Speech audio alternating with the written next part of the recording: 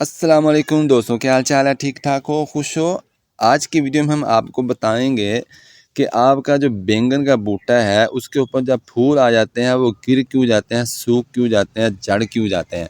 تو اس کے متعلق انشاءاللہ آپ کو 3-4 ٹپس ہم آپ کو بتائیں گے۔ لہٰذا اگر آپ بھائی کے چینل کے اوپر نئے آئے ہیں تو بھائی کے چینل کو سبسکرائب کیجئے، ویڈیو کو لائک کیجئے اور ویڈیو کو دوستوں کے ساتھ شیئر بھی کیجئے اور بیل آئیکن کو دبانا مت بھولیے تاکہ آنے والی ویڈیو آپ کو بر وقت پہنچ سکے۔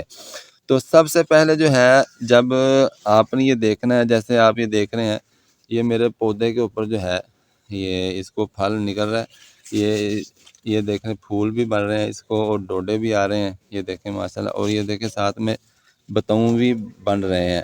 تو آپ نے سب سے پہلے جو ہے، جب اس کو پھول نکلنا شروع ہو جاتا ہے تو آپ نے اس پودے کی جو ہے اچھے طریقے سے گوڈی کرنی ہے۔ گوڈی جب آپ اس کو کریں گے تو انشاءاللہ اس کا اچھا رزلٹ آپ کو ملے گا، پودے کو ہوش آئے گی، کیونکہ جب اس کو پھول آتا ہے تو اس وقت اس کو پاور کی ضرورت ہوتی ہے، طاقت کی ضرورت ہوتی ہے۔ اگر اس کی جڑیں مضبوط نہیں ہوں گی، اس کا تنا مضبوط نہیں ہوگا تو آپ کو پتہ ہے کہ لا محالہ پھر اس کا پھول گرنا ہی گرنا ہے، وہ پھول خشک ہو جائے گا، جڑ جائے گا، آپ کی محنت ضائع جائے گی، رائگاں جائے گی، آپ کو کچھ فائدہ نہیں ہونے والا۔ تو سب سے پہلے جو ہے آپ نے اس کی اچھے طریقے سے گوڈی کرنی ہے۔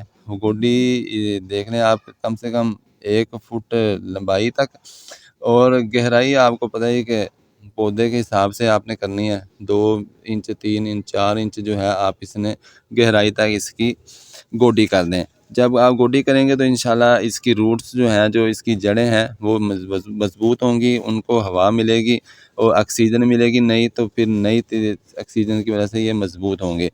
جب آپ کی جڑیں پودے کی مضبوط ہوں گی تو انشاءاللہ اس کے اوپر پھل بھی مضبوط رہے گا، اچھا لگے گا۔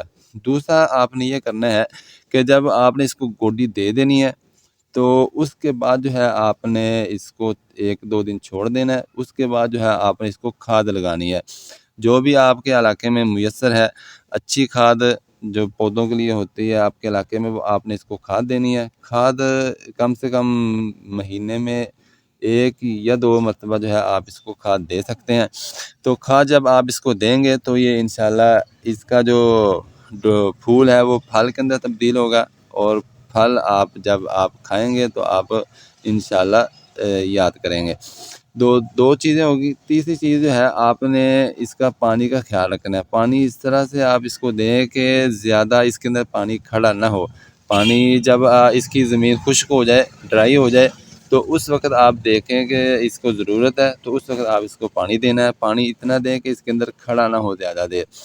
تو 3 چیزیں ہوں گی۔ چوتھا چیز یہ ہے کہ اگر آپ نے اس کو گملے کے اندر لگا رکھا ہے، یہ تو میں نے تو نیچے میرے پاس الحمدللہ زمین موجود ہے گھر کے ساتھ، اگر آپ نے اس کو جو ہے گملے کے اندر لگا رکھا ہے تو پھر آپ نے کوشش کریں کہ ایسی جگہ پہ اس کو رکھیں جہاں پہ کم سے کم 8 گھنٹے دھوپ پڑے۔